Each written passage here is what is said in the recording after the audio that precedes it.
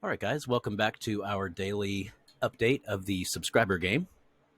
Once again, we'll just kind of take a look at the world as it stands right now and see if we can figure out where to move forward. So you can see we're well into our invasion here of Cloncury. As I suspected, Cloncury did have significant stuff, really. And obviously, he didn't really war heavily with anybody at any point, really. So it makes sense. But I did make sure to come in with 5 or 6 cannon. I believe I had 5 in the first group. Yeah, there they are. And then I had one more trailing in over here. And he's moving to clean up this region right here. I'm glad that Darwin's coming down with a couple cannons because there is a nest here. And then you can see also Gascoigne is coming from the south. And it looks like Darwin has some cannon support in the south as well. So that's good. This is definitely, I think this is one of the holdout points for him. But we can officially see everything. So that's a level 1 fort. And yeah, there's 5 guys up there. And that's 10, 11, 12, 13, 14 guys and a horse. Is not going to stand very long against that mass of infantry and cannon. So Cloncury's capital is going out of town here soon. It was kind of funny. He shot me a message here. I did that wrong. Let's go this way. Here we go. And not even an eviction notice. It's like, yeah, typically we're not going to tell you, hey, by the way, you might want to fortify your borders and, beware. We're going to invade. Although I assume he doesn't know about, maybe once he's almost completely defeated, we'll let him know about the subscriber channel. He can come and check it out if he wants to. It does seem like he kind of played it a little shady with respect to some of the people we've talked to. But, at the end of the day, he was sort of going up against a really, really organized, large coalition, 5 of us on the mainland here, and of course 2 more up in the islands above. But just the 5 of us here on the mainland were enough to really, unfortunately for him, really steamroll him. So that's that. We're in the process. You can see we're just kind of cleaning up now. I am sending out these 10 to here and 10 more to here. I would like to have a clear walk to the ocean on that side. Then I'll literally be spanning from coast to coast. But I don't have to. And it's cool too. This one little region here, I'm really happy that Darwin built a railroad there because my obsession with railroads. I'm building them pretty much all the way across here. I haven't started one here yet. I think that's because, there's a factory there that whoever was there before me, that AI here, was building. So I don't know what to do with that. Probably nothing. I don't want to waste the resources. So I will click on that railroad there so that I can move from left to right on the map. Okay, so there's really not a whole lot to talk about. We can see over here that Geraldton is continuing to churn out the naval units. That's very, very good. He's now got a significant footprint up here, and I imagine he'll probably just continue to invade eastward here until he's taken over all of South Dutch Papua. That's great. That support Navy, I just can't emphasize enough how powerful that is. Just being able to stand back and lob ordnance in, clear them out, and just walk in. So good stuff, Geraldton. Way to go. We can see over here our ally up here, South Borneo, is eyeballing this region up here. And Darwin mentioned that his spies had detected a flotilla, some sort of force coming from French Indochina in this region. So that's worthy of note. I really love that he's got these lookouts out here. So good for you, man. That's good gameplay. Anybody starts to launch an invasion against your island, and you'll have plenty of time to marshal your resources against that. So, all right, looking good. Once again, Java over here is doing well. I think he's doing well as well. He may be participating in this. Yeah, I think he's moving up into here as well. So that's good. Um, would love to see him take the rest of this just to have it. Once you're surrounded on all sides by water, it's a good feeling. So that's about it, really. There's not a whole heck of a lot to talk about. I would say once we finish in the Northeast here, we all have jobs, and our job at this point in the game is to go ahead and build all of our double tiles up to level 4 factories with railways. And if they're on a coastal tile, make sure and also, of course, get that harbor. We want to maximize our production during this phase of the game. Meanwhile, keep on building cannon, because once we have an invasion force, we're landing here. Bada bing, right here. So as soon as we land here, we want to have large groups of infantry and large groups of artillery to march on up into Southeast Asia. So, and then, of course, anybody who has coastal tiles, let's build those ships, build that navy. So that at this point is going to be Darwin, mainly Darwin, and of course Geraldton.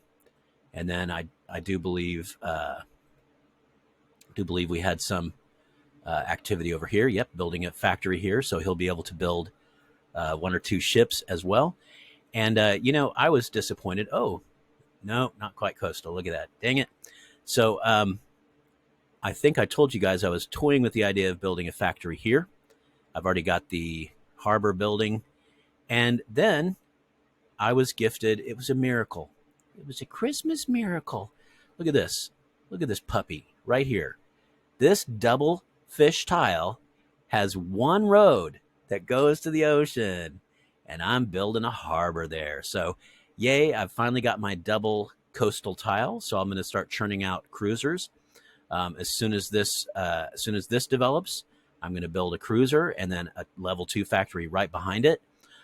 You can get all the way to level 4 factory. You can build a cruiser in a day. So that's sweet. Right now it's taken 4 days for level 1. So get that all the way up to level 4, and it will only take 1 day. And so you can churn out 4 times as many.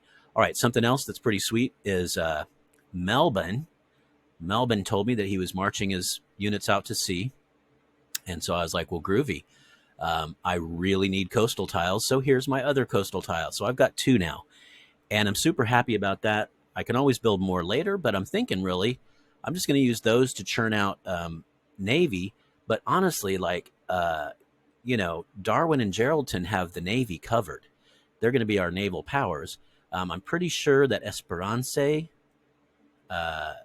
has some sort of naval capabilities, or will soon. Yep, he's building.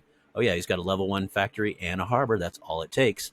So he has capability of starting to throw some cruisers out as well. And then so I'm super happy. I've got my 2 coastal tiles over here, 2 double resource coastal tiles. And so as we attack in over here, I don't feel any urgency to getting this double tile. Although if I get it, I'll be happy. Again, I'll have I'll have 3 coastal tiles. And really, honestly, 3 coastal tiles, I think that would be enough for me. I think I'd be happy with that. I think I could keep those factories busy just churning out cruisers. And then they could join that sort of larger navy that I know that Darwin and Geraldton are going to be building. And then also, I really don't want to forget, what's going on over here? Yeah, Darwin mentioned he might be coming down to help support down over here. But I guess right now he's just probably scouting. I mean, he's got so many. Let's see, Darwin. Yeah, Darwin has a few cruisers, I believe, as well on the seas. Yeah, here's another one. So that's excellent. Oh, that's Gascoigne. All right, buddy. Cool, man. I thought he had one. I wasn't sure, but I'm glad he does. That's awesome. So Gascoigne has one. Darwin has one. We saw, I think, already that Geraldton has like 6. But as soon as Darwin wants, he has 1, 2, 3, 4. Holy crap. 5 double coastal tiles. Each one of those are just begging to have a factory and a harbor built upon them. to increase the resource production, of course, but also to build those cruisers. And then, of course, I believe he also has one or two up here. I know he's got one for sure. We saw it earlier. Yeah, this double oil is also a coastal tile. Ooh, he's got that all the way up to level 3 now. So again, anytime Darwin wants, he can turn on the naval faucet and just start pouring out ships. So that's great. He's got a lot of coastal tiles. So yeah, I might try to get one more up here if I can during this invasion. That'd be pretty sweet. And that will be 3, and I'm happy with 3.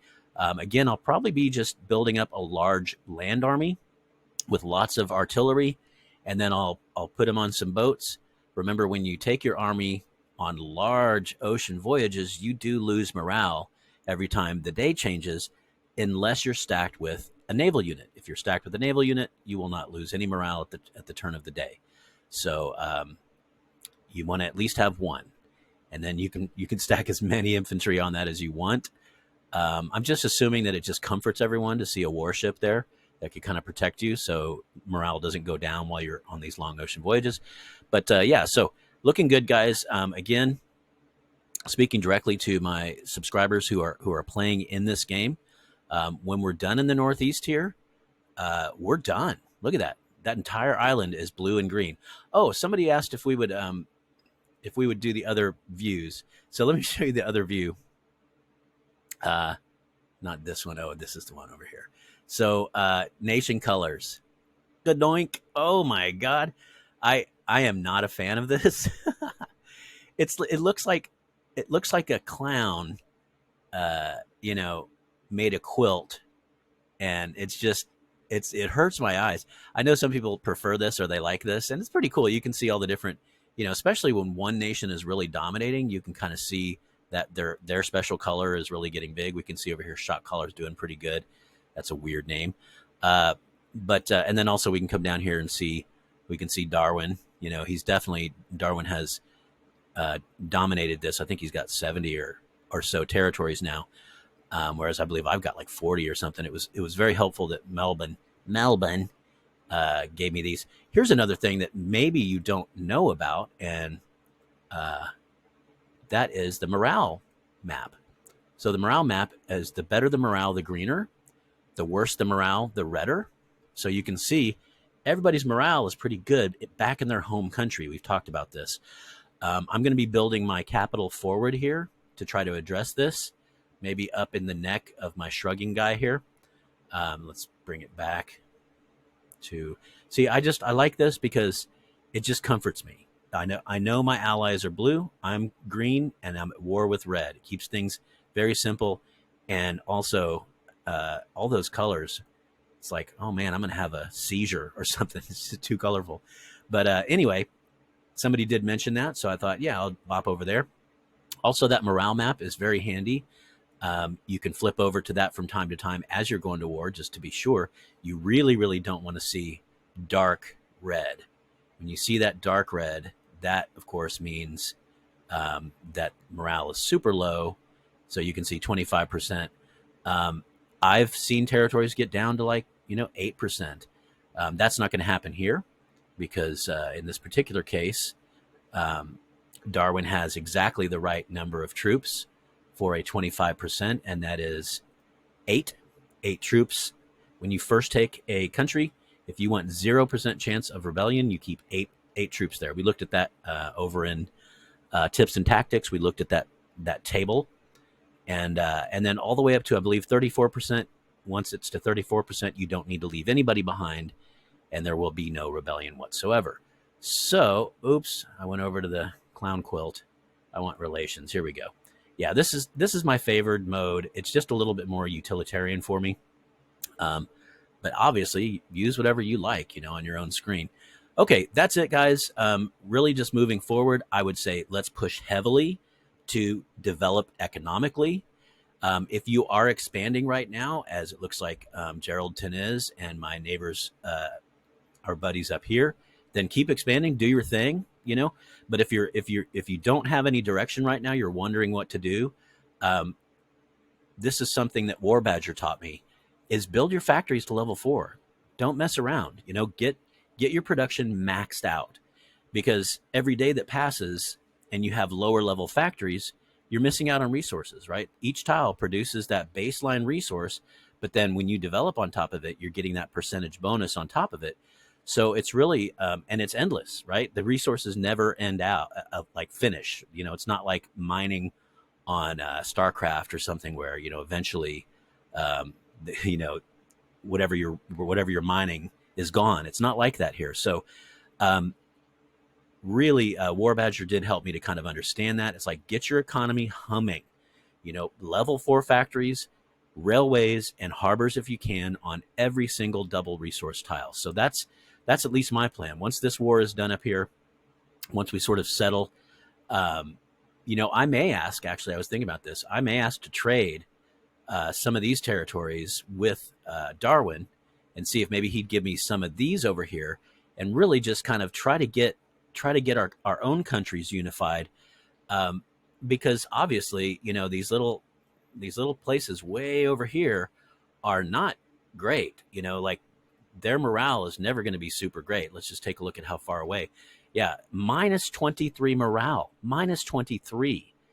That's the same. That's worse than at war with 4 countries. So it's just bad. And then, of course, typically you will be at war with at least 1 country. So that's another -5. And I don't know why it says energy shortage. I guess once you get down to 1,000, maybe it starts to talk about that. It wasn't a whole lot. It was just -1, but I need to keep an eye on that. All right. So looking good, guys. I would say moving forward, expand away. If you've got plans, follow those plans, follow your dreams. And but if you don't have anything in particular to do, let's build up those factories. Let's really start getting our economy humming. Continue to build cannon. Continue to build cruisers, Navy units, and let's just get mighty. And then once we're mighty, once our economy is built up, then it'll be time to swarm. We'll swarm up here, and really, it'll be fun.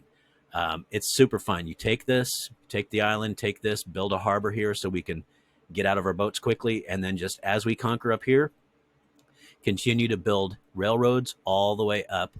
Let me just show you. This is a teaser for anybody who's watching, that's in this game.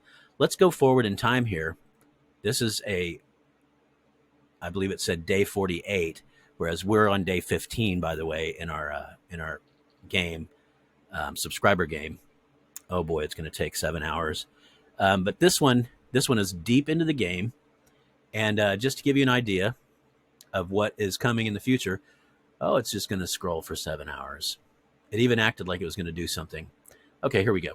So this is another 500. This is an active playlist, by the way. If you want to go check out another 500, it's kind of cool. You can see where Sydney and I and Gascoigne here have taken over the entire continent. And really, what happened is one by one, my allies dropped out, and we kind of had to take them. So here's what I'm talking about, though. We land here, build a harbor right away, and then just build a railway all the way up the coast. And you can see I'm just continuing to stream stuff up through there. Here's a whole bunch of stuff from mainland Oz coming up through there. And just as soon as they land here, it's just smooth sailing. It's 90 kilometers per hour on that railway all the way up. And we have a front all the way over in eastern India. So I'm fighting war over here. So I'm able to stream stuff in. I'm allies with Hyperbad and Bombay, and or my coalition is allied with them, because we've got a full stack of 7 fighting, and then we've got 2 more allies that are helping us out, and we are all united against this monster over here. Look at this guy. Gee whiz. Come on, buddy. He's got like 800 territories, just this one guy. Look at this. 847. Crikey. All right, so I just wanted to kind of give you a clue. If you're playing actively in this game, this is kind of a glimpse into the future. This is what we're going to be doing here. So that's why, heck yeah, keep on building cannon. Keep on building tanks. If you want to start building some tanks, that's fun. You can see I've got some tanks over here. They will stiffen up. I got a lot of infantry and a couple tanks. So here's my cannon up here. They're helping out as I'm invading over. So this is just a look into the future for our current game. Just keep building stuff. Keep those factories churning out the material. Also, Navy is always useful. Here I am, day 48 or something, and I'm still using my Navy. They're just handy. Here, this guy over here is just sitting there. I can stop him now, actually. Stop and start shooting again. There we go. But they're just handy. You'll never be like, oh, I have too many boats. No, never. All right. So thanks, guys, for checking in. I'll see you tomorrow. I'm doing these daily now so that we can kind of touch base as a coalition here on YouTube, and then go back into the game more united with focus and purpose. Again, if you're in this game, feel free to reach out to me either via in-game messaging or via YouTube. Sorry, YouTube. I do answer all my YouTube comments immediately. And, I only have 170 subscribers, so it's not like a massive crowd. So I'm able to be one-on-one and talk with people. So feel free, please, to comment any ideas or suggestions or anything you notice that I didn't notice. Love to see that kind of stuff. And also, if you're a player in the game, especially if you have some ideas, there's a few ways you can reach out to me, and I'll incorporate that into our overall strategy. All right. Thanks, guys. Super great to have you, and I'll see you all next time. Adios, amigos.